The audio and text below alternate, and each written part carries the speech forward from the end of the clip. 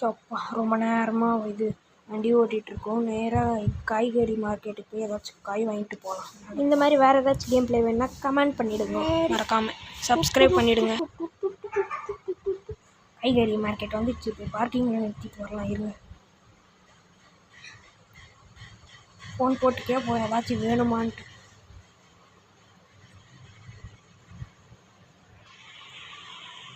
ஏம்மா ஏதாச்சும் வேணுமா?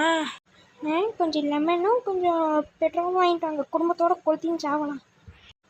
ஏன் இப்படி இந்த மாதிரி எல்லாம் பேசினுங்கிற? அடி மூஞ்சில ஒரு வாரமாக தனியாக விட்டு போயிட்டு நான் ஃபோனை விட.